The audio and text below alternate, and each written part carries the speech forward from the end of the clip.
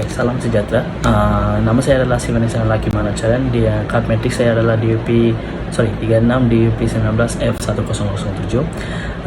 Dalam video ini saya ingin membentang tentang pengalaman-pengalaman yang saya dapat sepanjang latihan dasar saya. Okay. Sebelum tu izinkan saya untuk explain pasal tempat yang saya apply, yaitu Premier Hotel Kota Kinabalu.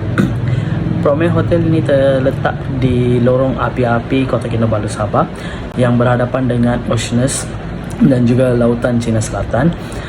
Hotel ini mempunyai dua tempat makan, yaitu Premier Cafe dan juga Dynasty Restaurant.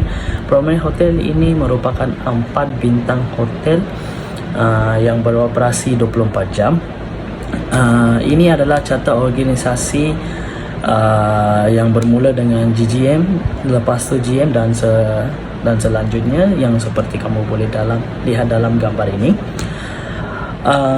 Untuk tempat makan, Premier Cafe beroperasi dari jam 7 pagi hingga 9 malam, manakala Dynasty Restaurant dia ada 2 shift, iaitu satu start jam 9 hingga 2.30 petang dan juga 6 petang hingga 9.30 petang. Okay.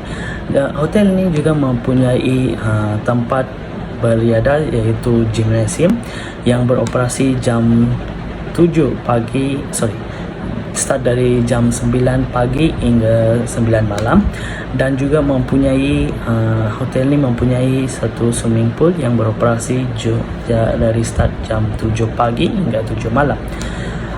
Kalau customer mau masuk gymnasium, mereka mesti mengikut peraturan-peraturan yang ditetapkan oleh hotel. Hotel ini juga mempunyai banyak bilik mesyuarat seperti bilik mawar, bilik rafflesia, bilik orchid dan sebagainya. Antara event-event yang selalu berlaku di bilik tersebut adalah mesyuarat agung, kahwin, hari jadi, dinner dan sebagainya. Untuk event, makanan-makanan yang disediakan adalah di dalam hotel, antara main kitchen yang terletak dekat Premier Cafe ataupun Chinese kitchen yang terletak dekat Dynasty Restaurant. Sekarang saya izinkan saya untuk cerita pengalaman-pengalaman yang saya dapat selama 20 minggu di Premier Hotel. Saya ditempatkan di F&B department, yaitu Dynasty Restaurant, selama 16 minggu, dan 4 minggu yang lebih itu saya ditempatkan di housekeeping. Okay. Bagi Dynasty Restaurant ini menjualkan dimsum dan juga ala carte.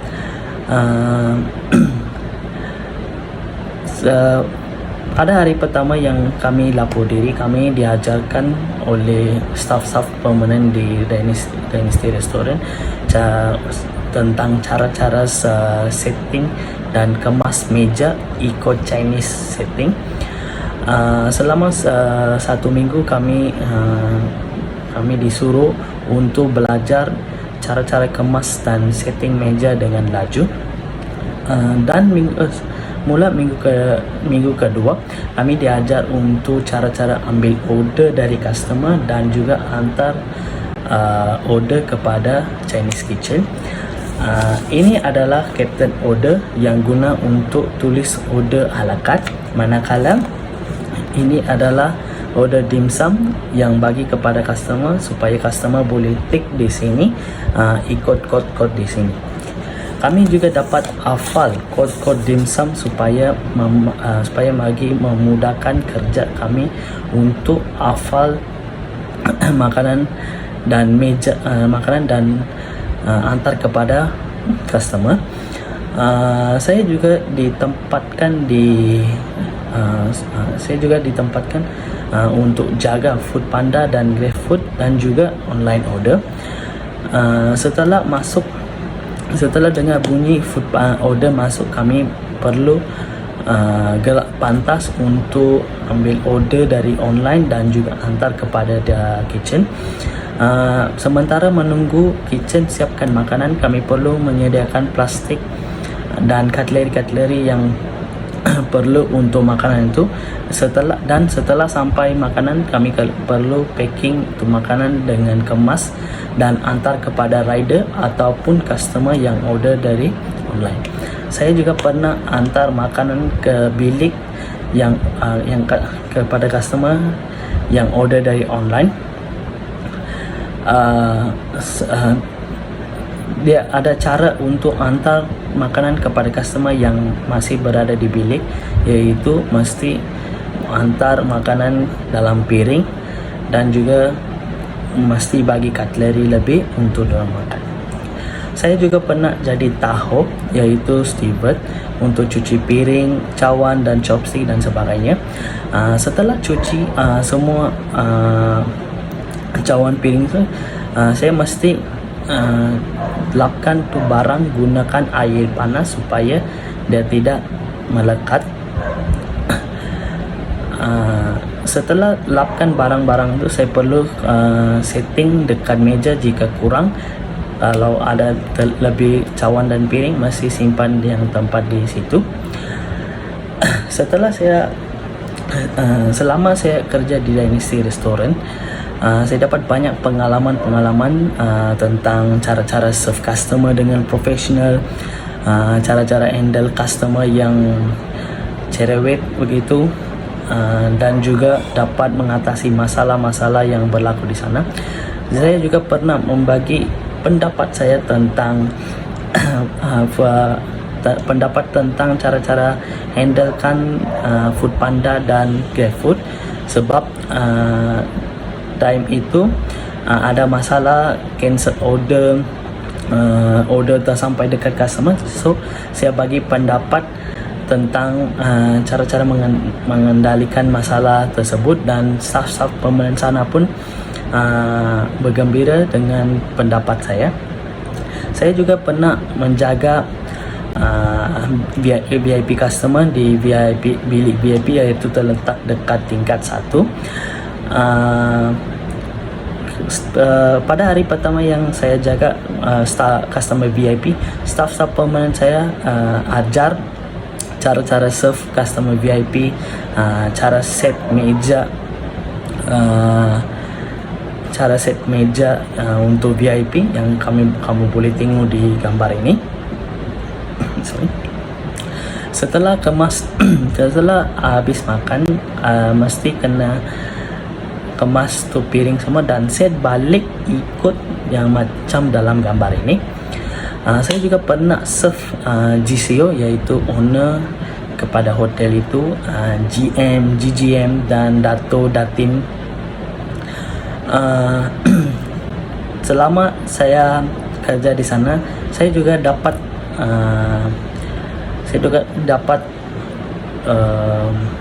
cadangan dari GM untuk cara serve customer, dan saya juga bergembira sebab mendapat cadangan dan menambah ilmu tentang cara-cara serve customer, set meja, cara hantar makanan. Saya rasa itu saja dari Dynasty Restaurant. Izinkan saya ceritakan pengalaman saya di housekeeping. Kami selama 4 minggu kerja di housekeeping. Pada hari pertama kami lapor diri kepada supervisor kami di housekeeping dan mendengar taklimat tentang perkara-perkara yang perlu buat dan tidak boleh buat. Setelah itu kami ditugaskan ikut dengan buddy untuk belajar tentang cara-cara kemaskan bilik. Pada hari pertama kami belajar pelan-pelan tentang cara-cara kemas bilik.